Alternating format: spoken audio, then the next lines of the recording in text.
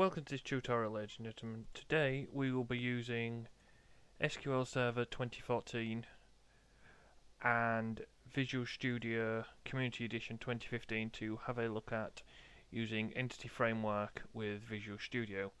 So, to start with, what you'll need to do is you'll need to go into Management Studio and connect to your SQL Server. In your list of databases, you'll need to click on the databases, right click, go to new database, and we'll call it testdb. Click OK. That will create the database for us. Then expand it out. Go to tables, expand tables, right click on tables, go to table. So the column name needs to be test ID. Set this as an integer and set it as the primary key. You also need to change identity specifier to yes, so we get an auto number. Then you need to add another column called test name, and you need to make that a varchar 50. And lastly, we need to add test email, and we will make that a varchar max. Then save the table as test. What you may find is after you've saved the table, it doesn't show up in the table list in Management Studio, so just click on tables, right click and go to refresh. And as you can see, the table is there. If we expand the columns, you can see that they're all there. That's as much as we need to do in Management Studio for now. So minimize Management Studio.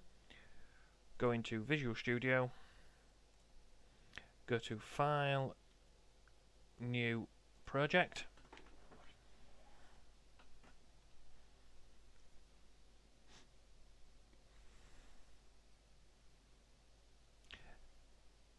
For this tutorial, I'll just use a WinForms application. So we'll call it EF Test App. Obviously, it's saving this in my tutorials folder. So click OK.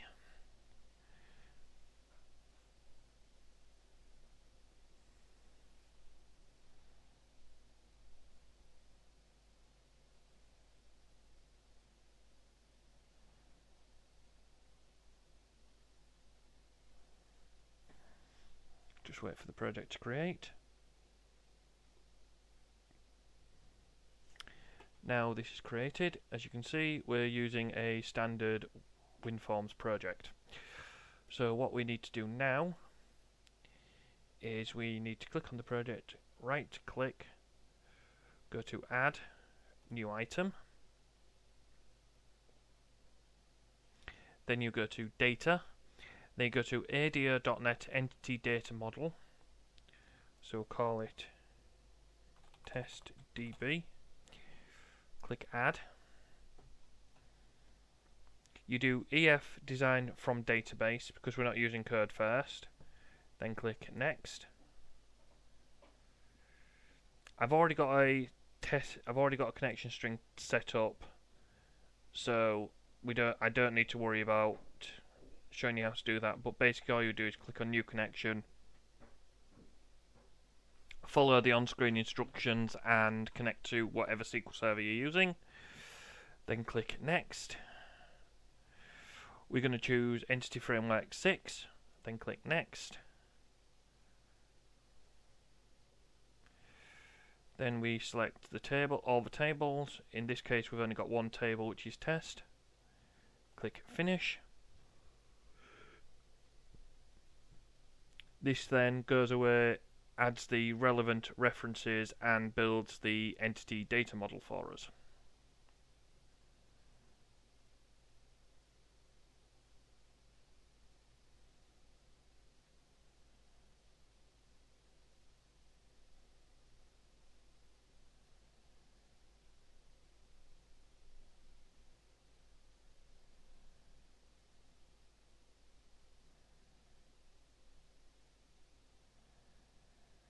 As you can see, we've now got our entity data model with 3 columns in. So that's all we need. So we'll turn our attention to the WinForms project itself. We'll give it a name of test EF for now. We'll add a label so we know when particular functions have completed. So we will call this LB info.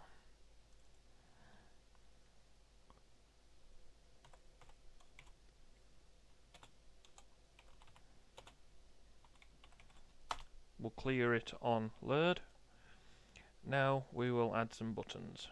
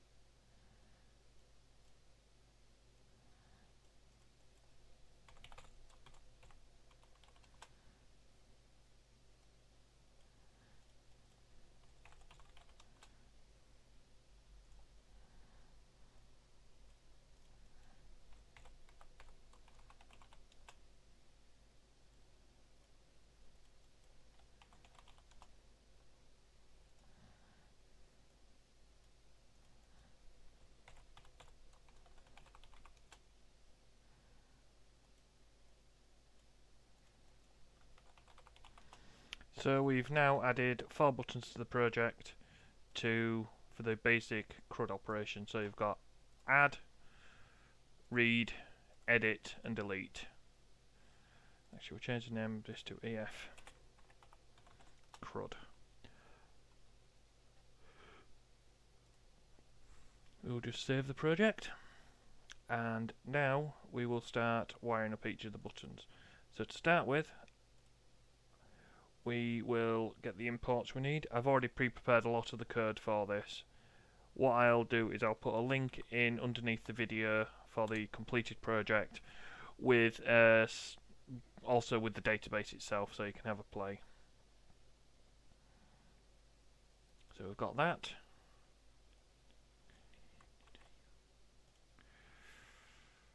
So then that is your entity data model there. One thing you'll find is that by default with Entity Framework 6 you cannot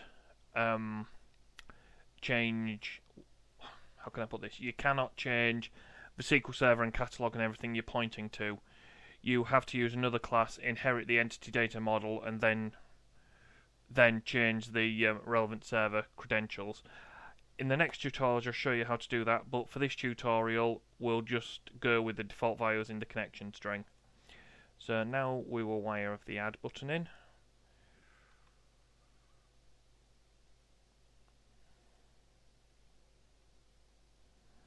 So we'll grab that bit of code there. Then we will grab that bit of code there.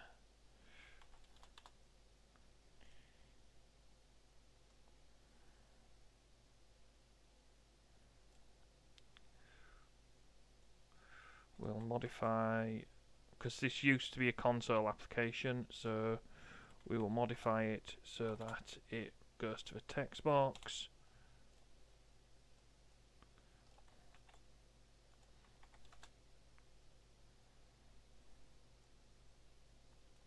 Then we'll change that to card added. One thing you will find with Entity Framework is that it is slightly slower than what you will find it is slightly slower than straight ADO.NET. So we'll save the project, we'll run this, and if I've done my job correctly, we should be able to add a record to the SQL database.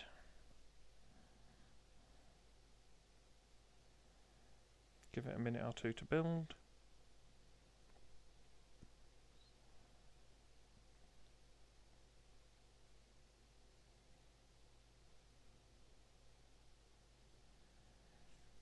So as you can see, there's our project running. So if we hit add,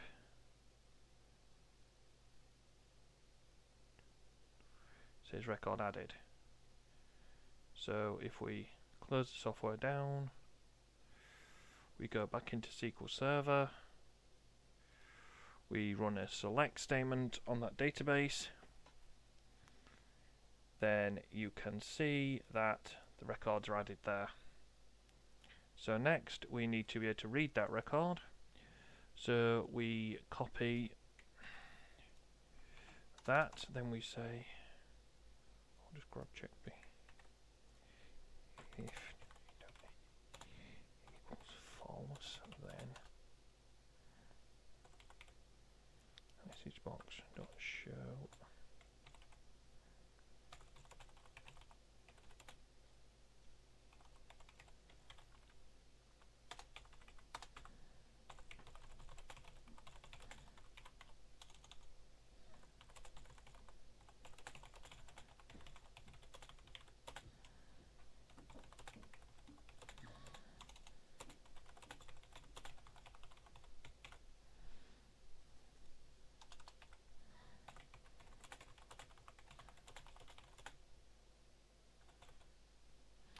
Right, hopefully that error message there should only be triggered if no records are found.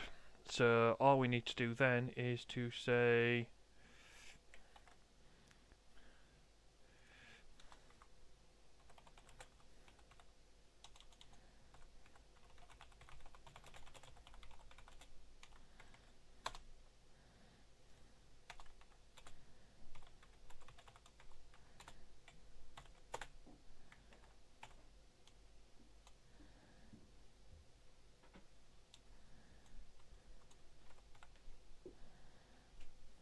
sorry, wrong thing. My bad. Dot first dot test name dot to string it ampersand VB character line feed.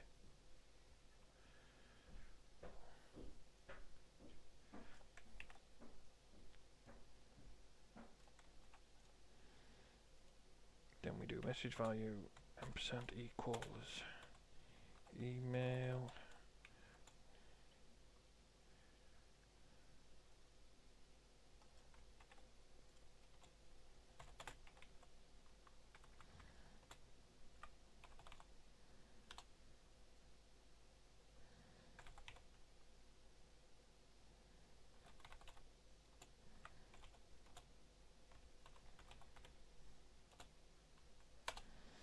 So if we now run the software,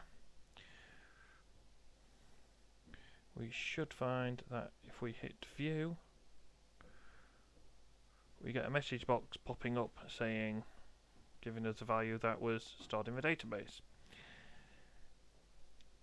Next thing we'll do is the edit operation.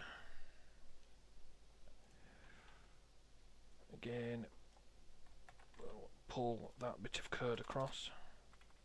Obviously, I'm using link with this because it's far flaming easier than anything else.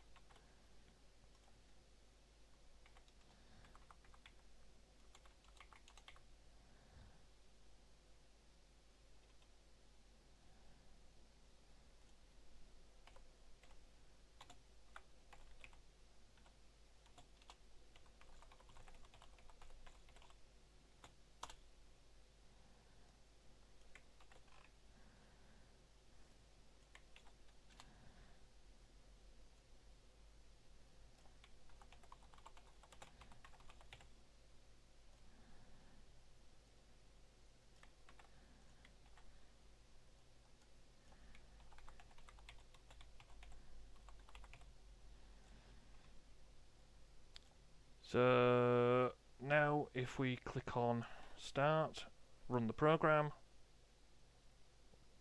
hit edit,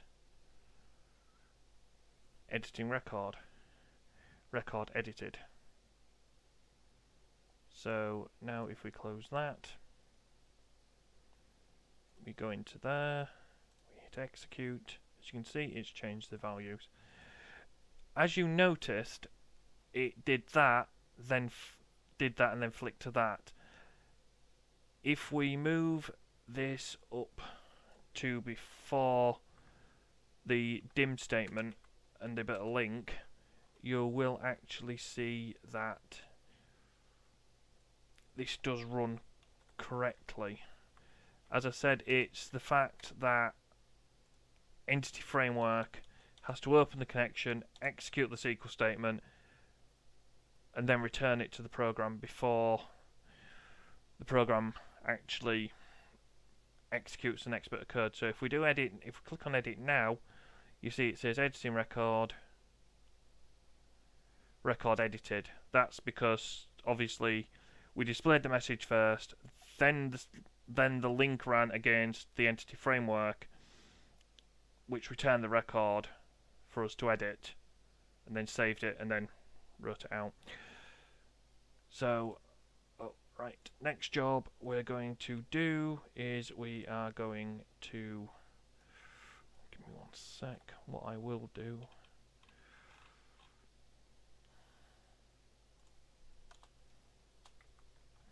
I'll just change this so it says getting record.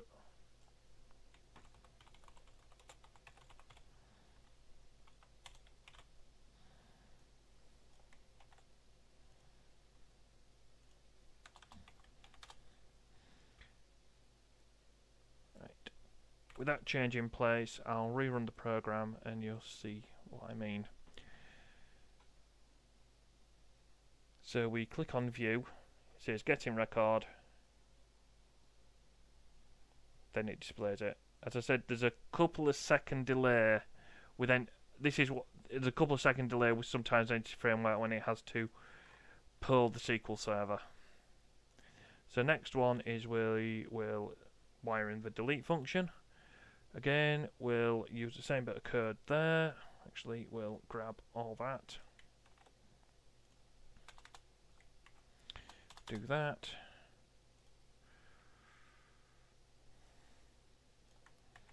Get that.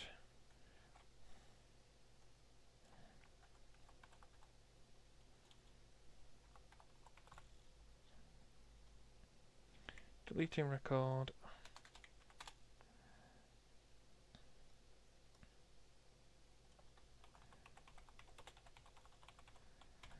Record deleted. So we will save that again. As I said, if we obviously you can see there's a record there. So we run the program again. We hit delete, deleting record, record deleted. We go to view, no records found.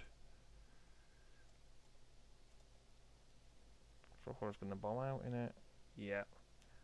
No records found. I forgot to put one thing in there. My bad. Give me a second. I forgot to put the exit sub in there. So that's why the program bombed out. So if we go into the database now, refresh that, there's no records. So if we run this now, we go to view, getting record, no records found.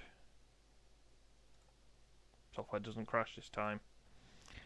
Right, to summarise, what we've done is in this tutorial, we've created an entity model from a SQL database. We've written a very simple, basic program that carries out the CRUD operations, and then we've put a bit of error checking in here to make sure there's a record before we attempt to view it. If there isn't a record, then obviously it displays a message saying there's no record and then drops back out, so it never reaches this point. If there is a record, then it would display it to screen, to the message box there.